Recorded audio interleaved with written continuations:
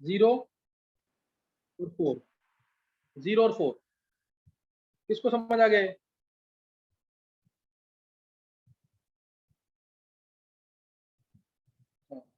ये समझ आ जाना जिसको किसी को विधि, वेदांत, कृतिका, छवि, कनिष्क, मुकुल, सम्यक। सम्यक गलती क्यों करता है फिर? अखिलेश, अर्णव, सिद्धि, बिंदिया, वंशिका। बाकी किसी को डाउट है तो मैं एक बार हल्का सा एक्सप्लेन कर देता हूँ उसको। देखो इसमें तो कोई टोटोमेरिज्म होगा ही नहीं, no tautomerism in this case, no tautomerism in this case. इस केस में इस साइड है हमारे पास इनोलाइजेबल हाइड्रोजन 3, ये 3 है, इसलिए सिर्फ इसी साइड से होगा, ये इलेक्ट्रॉन इधर, ये इलेक्ट्रॉन इधर, तो 3 वो और एक यहाँ नेगेटिव आया, 4 हो गए। इधर तो होगा ही नहीं कुछ, इधर तो अल्फा हाइड्रोजन ही नहीं है ना, इस वाले पार्ट में कहीं भी टोटोमेरिज्म नहीं होना, तो इससे 0 होगा इस साइड से, तो सिर्फ 4 होगा। समझ आ गया कि नहीं है? 0 एंड 4 आंसर है, 0 एंड 4। चलो अभी एक टॉपिक मैं और करा रहा हूँ, आज टोटोमेरिज्म खत्म हो जाएगा। देखो टोटोमेरिज्म जबकि मैंने फास्ट पढ़ाया थोड़ा, तब भी इतने सारे लेक्चर्स लगते हैं, तो टोटोमेरिज्म यहीं से तुम्हें अंदाजा हो जाना चाहिए कि टोटोमेरिज्म कितना इंपॉर्टेंट है। लास्ट टॉपिक है कि टोटोमेरिज्म कौन कौन से कंपाउंड्स में होता है। क्लियर? टोटोमेरिज्म जो है कौन कौन से केसेस में होता है, जैसे मैंने तुम्हें बताया कि डायड सिस्टम होता है, डायड सिस्टम है, ट्रायड सिस्टम, डायड है, ट्रायड है, फिर स्पेस टोटोमेरिज्म आता है। स्पेस टोटोमेरिज्म में पेंटेड सिस्टम आ गया, है ना, पेंटेड सिस्टम आ गया, नोनाइड सिस्टम आ गया, इस टाइप के बहुत सारे आ जाएंगे स्पेस टोटोमेरिज्म के अंदर। थर्ड जो स्पेस टोटोमेरिज्म, समझिए कि नहीं है, तो वो वाले स्पेस टोटोमेरिज्म के अंदर काउंट होते हैं, वो स्पेस टोटोमेरिज्म। अब डायड सिस्टम जो है, ट्रायड सिस्टम जो है, डायड में भी बहुत कम हम यूज करेंगे, इसलिए मैं इसको जल्दी बता रहा हूँ। जैसे HCN, अभी 1 पे है हाइड्रोजन, 1 पे अटैच है, 1 से 2 पे माइग्रेट करेगा ये, 1 से 2, HNC, HNC ये हो गया। अभी C से अटैच था, इस पॉलीवैलेंट एटम से अटैच था, और अब चला गया इस N के साथ चला गया, तो यही तो टोटोमेरिज्म है, migration of one, migration of hydrogen from one polyvalent atom to the other. 1-3 migration था, इसमें 1-2 हुआ है, 1-2 migration of hydrogen atom from one polyvalent atom to the other. Dynamic equilibrium होता है दोनों में, ये सब बता रखा है मैंने, दोनों में डायनेमिक इक्विलिब्रियम होता है, यानी बहुत फास्ट एक दूसरे में कन्वर्ट होते रहते हैं, ये तो तुम्हें पता होना चाहिए। इसके केसी इसीलिए इसको एक्सप्रेस करते हैं in terms of KC. Tautomerism में रेजोनेंस में क्या डिफरेंस है तुम्हें आना चाहिए। रेजोनेंस तो हाइपोथेटिकल स्ट्रक्चर होते हैं, टोटोमेरिज्म में रियल स्ट्रक्चर्स बनते हैं। टोटोमेरिज्म में इक्विलिब्रियम मेंटेन रहता है, लेकिन उसमें कोई इक्विलिब्रियम नहीं होता, वो अलग अलग होते हैं। तो बहुत सारे डिफरेंस है, इसमें एटम मूव करते हैं, उसमें कोई एटम मूव नहीं करता, इसमें सिग्मा बॉन्ड भी टूटता है, उसमें सिग्मा बॉन्ड नहीं टूटता, बहुत सारे डिफरेंस है। तो ये आना चाहिए तुम्हें, मैंने बताया हुआ लेक्चर्स में अपने क्या डिफरेंस है टोटोमेरिज्म में और रेजोनेटिव सिस्टम।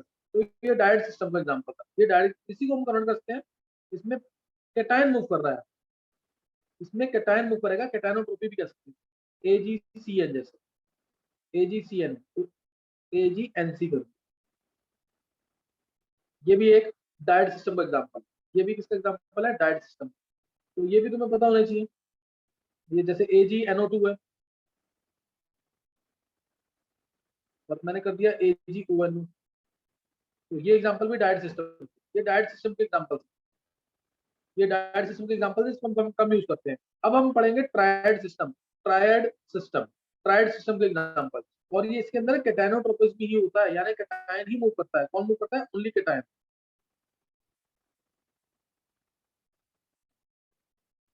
और अब ये जो एग्जांपल्स होंगे ये सब ट्रायड सिस्टम के होंगे, एक एक करके मैं बता रहा हूँ तुम्हें।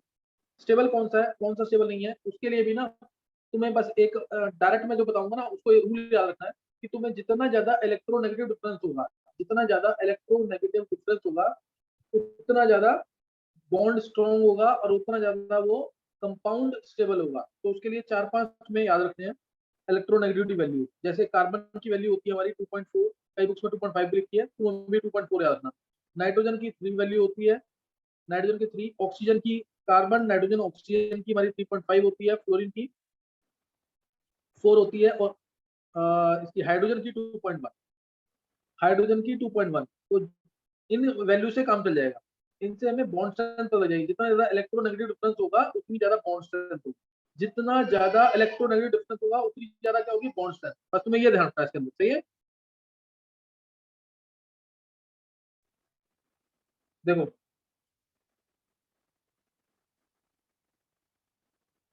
अब जैसे मैंने एग्जांपल लिया, पहला एग्जांपल तो कीटो इनॉल टोटोमेरेज में, कीटो इनॉल टोटोमेरेज CH3 सील बॉन्ड O H, ये बनाया मैंने सिंबल।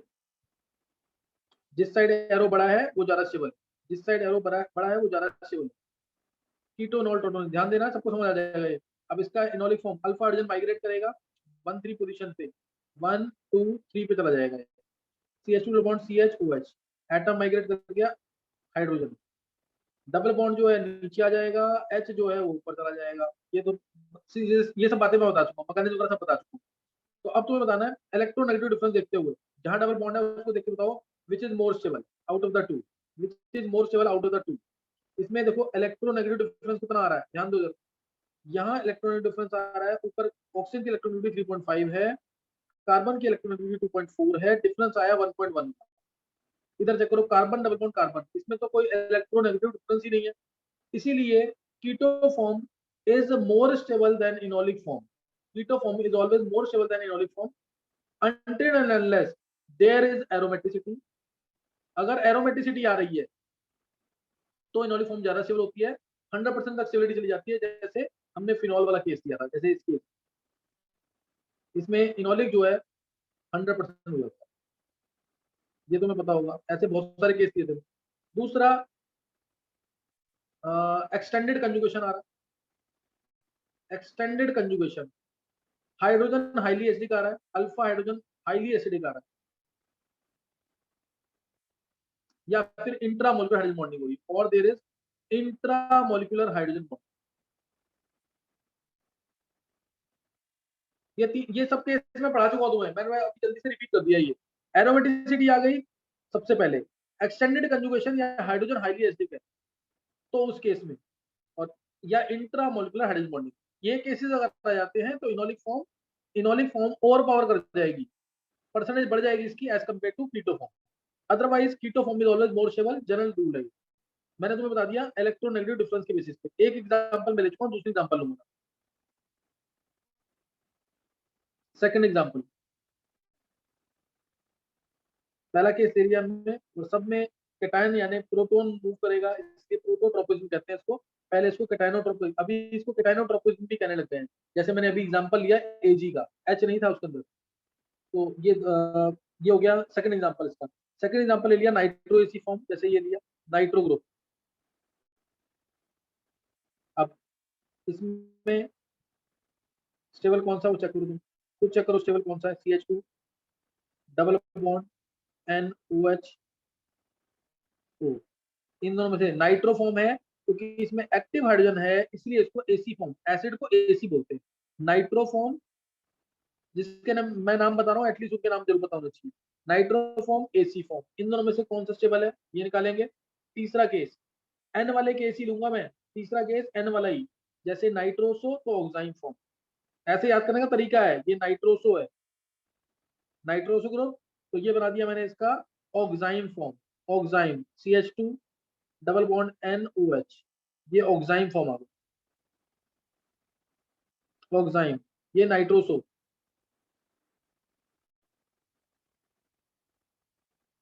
नाइट्रोसो तो ऑक्साइन। फोर्थ, फोर्थ ये एन वाला केस था। अब अगला भी मैं एन वाला केस दूंगा, जैसे एमाइड। एमाइड में एक्टिव हाइड्रोजन एन के साथ है, ध्यान था एमाइड में एक्टिव हाइड्रोजन एन के साथ है। तो अब मैं जो फॉर्म लूंगा वो ये होगी CH3COH डबल बॉन्ड NH। तो ये इमीन वाली फॉर्म होती है, डबल बॉन्ड N वाली फॉर्म क्या होती है, इमीन वाली, और ऊपर ऑल है तो इसका नाम होगा इमिडॉल। एमाइड तो इमिडॉल,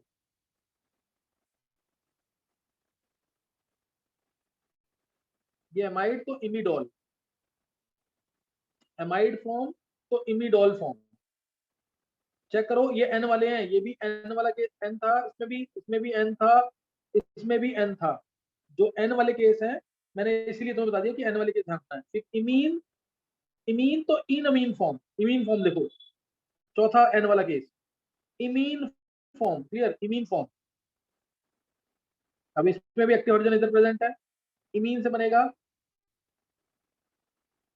CH2 double bond CH NH2।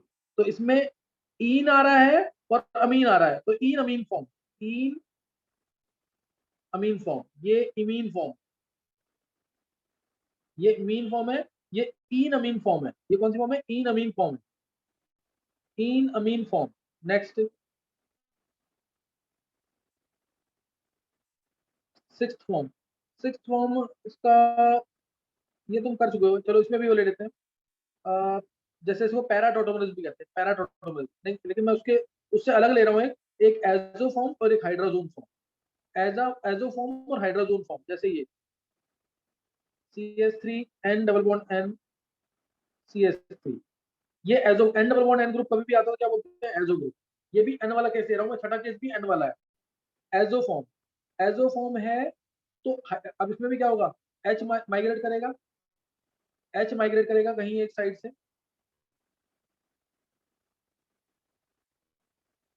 CH2 double bond N single bond NH CH, ये होगा कि नहीं? एक बार चेक करो।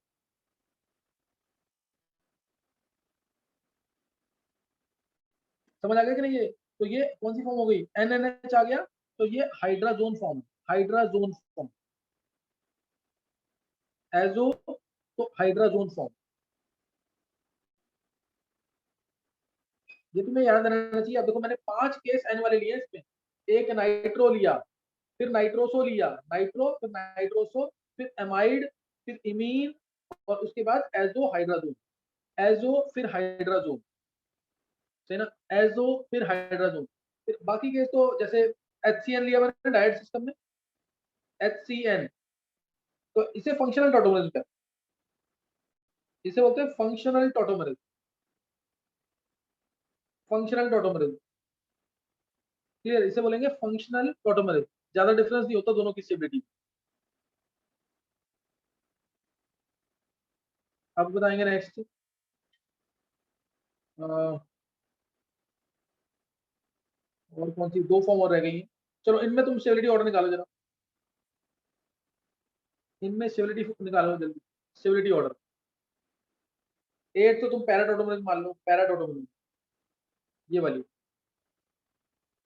डबल बॉन्ड हो, तो उसका बन जाएगा फिनोल, ये स्पेशल केस था। एक फॉर्म और रह गई है जिसको हम कहते हैं एनाइनोट्रॉपी, जिसको हम बोलते हैं एनाइनोट्रॉपी। मैं तुम्हें वो बता रहा हूँ पहले। अब इन 8 के अंदर तुम स्टेबिलिटी ऑर्डर निकाल लो, इन 8, या पहले वो देख लो बात, एनाइनोट्रॉपी, फिर तुम्हें निकालना है। नोट कर लिया तुमने ये वेदांत? Yes sir. ये सब लेक्चर्स में है कि नहीं? यस सर है। लेक्चर में सबने पढ़ा हुआ है। अब एक फॉर्म और रह गई है एनाइनोट्रॉपी, एनाइनोट्रॉपी वो भी देखेंगे एक बार। देखो ये चीज है, जैसे इसका एग्जांपल ही ना यही वाला एग्जांपल आता है, Cl ले लो या Br ले लो, हेलोजन कोई, इसमें एनायन मूव करेगा, इसमें कौन मूव करेगा? Anion, COCl। तो इसमें टोटोमरेज ऐसे होती है इस तरीके से, CH2 एनहाइड्राइड की कुछ फॉर्म आएगी, C double bond O O CH2 C ClCl आ जाएगा, ये जुड़ गया इसके साथ, और 2 Cl लग जाएंगे, 2 Cl लग जाएंगे। अब ये एनाइनोट्रॉपी है, ये क्या है? एनाइनोट्रॉपी। तो इसका भी मैकेनिज्म बहुत सिंपल है, कोई टफ नहीं है। जो मैंने प्रोडक्ट बनाया, प्रोडक्ट को देखते हुए मैकेनिज्म, प्रोडक्ट को देखते हुए मैकेनिज्म, जैसे ये O इलेक्ट्रॉन ले गया, अब तुम्हें दिख रहा है ये O इलेक्ट्रॉन ले गया, और इस वाले O ने अपने लोन पेयर दिए हैं, इस O को मैं ऐसे लिख पीछे की तरफ, ये वाला O अपने लोन पेयर देगा, ये वाला O उसको लोन पेयर देगा इस तरीके से, CH2 C डबल बॉन्ड, अच्छा डबल बॉन्ड का सिंगल बॉन्ड हो जाएगा, 2 minus Cl CH2 C double bond 2 पे प्लस, इसको दिए इलेक्ट्रॉन, क्वेश्चन तो कैंसिल हो जाएगा, और यहाँ पे हमारे पास Cl है। फाइनली क्या होगा? ये इलेक्ट्रॉन वापस देगा, ये बाहर निकलेगा, ये इलेक्ट्रॉन अंदर जाएंगे, इस सी पॉजिटिव पे ये सी नेगेटिव अटैक कर देगा और आंसर देगा। कोई डाउट? इसमें एनायन सी नेगेटिव मूव कर रहा है, बाकी सब में कैटायन मूव करता है, इसलिए इसको एनायनोट्रोपी कहते हैं, इसलिए इसको एनायनोट्रोपी कहते हैं। और इसको रिंग चेन टॉटोमरेज भी कहते हैं। रिंग चेन क्यों कहते हैं इसको? क्योंकि पहले चेन थी, अब रिंग बन गई है 5। रिंग चेन टॉटोमरेज, ये बिल्कुल मतलब जो था टॉप लेवल, उस पर हमने पढ़ा है टॉटोमरेज को, उसमें पढ़ा है, लेकिन लेक्चर से पढ़ोगे तो उसमें और अच्छा लगेगा। ये सारा खत्म हो गया हमारा टॉटोमरेज। अब तुम उन 8 के अंदर स्टेबिलिटी ऑर्डर बता दो जल्दी से, बस ये लास्ट करना है आज। इन 8 के अंदर तुम्हें क्या बताना है? स्टेबिलिटी ऑर्डर, जल्दी से बता दो स्टेबिलिटी ऑर्डर।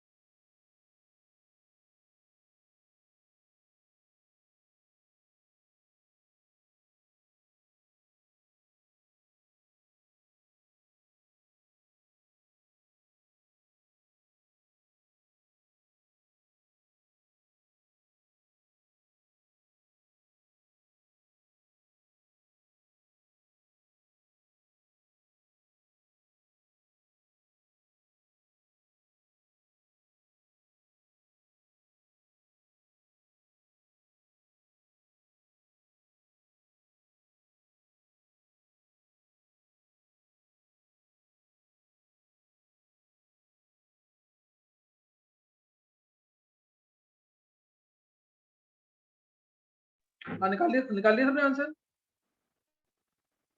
देखो बस सिर्फ इलेक्ट्रोनेगेटिव डिफरेंस चेक करते रहो। पहले केस में डिफरेंस मैंने बता दिया तुम्हें, दूसरे केस में चेक करो NO2 वाले में। N और O का डिफरेंस कितना है? N और O का डिफरेंस 0.5 का है डबल बॉन्ड में। इसमें C और N का डिफरेंस कितना है? 2.4 और 6.6 का है। 0.6 का डिफरेंस है ना, C का 2.4 और N का 3, तो ज्यादा शेवल ये वाला। ऐसे ही NO N double bond O में डिफरेंस आएगा 0.5 का, C डबल बॉन्ड N में डिफरेंस आएगा 0.6 का, ज्यादा शेवल ये वाला। एमाइड के अंदर C डबल बॉन्ड O है, C डबल बॉन्ड O में डिफरेंस आएगा 1.1 का, 1.1 का डिफरेंस आएगा। C डबल बॉन्ड N में डिफरेंस आएगा 0.6 का, तो ज्यादा शेवल amide. C double bond N में डिफरेंस आएगा 0.6 का, और C डबल बॉन्ड C में डिफरेंस 0, तो ज्यादा शेवल इमीन। इमीन फॉर्म ज्यादा शेवल। Azo compound N double bond N में difference, N double bond N में difference 0, C double bond N में डिफरेंस 0.6 का, तो ज्यादा शेवल हाइड्रोजन। HCN के अंदर CN में डिफरेंस, C और N में डिफरेंस कितना है? N और C में डिफरेंस दोनों सेम है। अप्रोक्सीमेटली सिमिलरिटी दोनों के सेम मानते हैं, अप्रोक्सीमेटली दोनों की सिमिलरिटी क्या मानेंगे? सेम। लास्ट में इसमें डिफरेंस ना, वैसे अगर निकालना है कोई पूछता है तो डिफरेंस यहाँ पे चेक करना, C और H के अंदर। C और H में डिफरेंस कितना आ रहा है? 0.3 का। इधर N और H में डिफरेंस कितना आ रहा है? 0.9 का। तो स्टेबल अगर कोई पूछता भी है तो इसको बोलना इस डिफरेंस की वजह से। अब पैरा वाले में तो स्पेशल केस था ये ज्यादा शेवल, ये ज्यादा शेवल। तो ये ध्यान था, ये पूरा खत्म हो गया यहाँ पे। अब एक केस और है इसके अंदर, CH3CN। इसमें टॉटोमरेज होगा कि नहीं होगा? इसमें टॉटोमरेज होगा कि नहीं?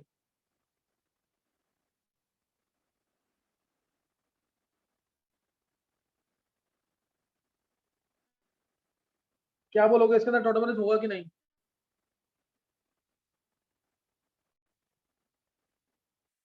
वेदांत? सर नहीं होगा।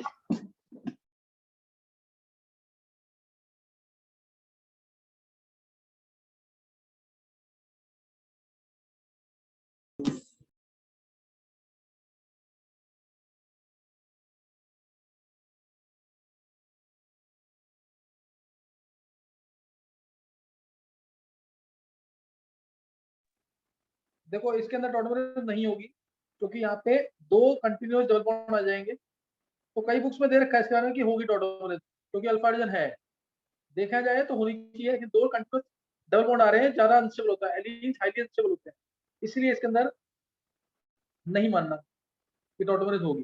चलो यहाँ तक आप जरूर पढ़ लेना। रिंग चेन आइसोलेशन मैंने तुम्हें बताई थी ऑलरेडी। रिंग चेन में एक रिंग की फॉर्म में होगा तो दूसरा चेन की फॉर्म में होगा, बताया था ना, रिंग की फॉर्म में तो दूसरा चेन की फॉर्म में। इस तरीके से सोच लेना। जैसे अगर मैं तुमसे एक एग्जाम्पल, रिंग चेन आइसोलेशन, मैं अगर तुम्हें बोलूं से C2H4O2 के, C2H4O2 इसके कितने रिंग चेन आइसोमर्स बनेंगे टोटल? रिंग चेन आइसोमर्स कितने बनेंगे टोटल? बना लोगे कि नहीं? ये रिंग चेन आइसोमर्स में लास्ट है, स्ट्रक्चरल आइसोमर्स खत्म हो गया हमारा। अब हम स्टडी करेंगे ज्योमेट्रिकल, ऑप्टिकल और कंफर्मेशन। ज्योमेट्रिकल, ऑप्टिकल, कंफर्मेशन, और मोस्ट प्रोबेबली ज्योमेट्रिकल स्टार्ट करेंगे। C2H4O2 में कितने रिंग चेन आइसोमर्स बनेंगे, कोई बताता है?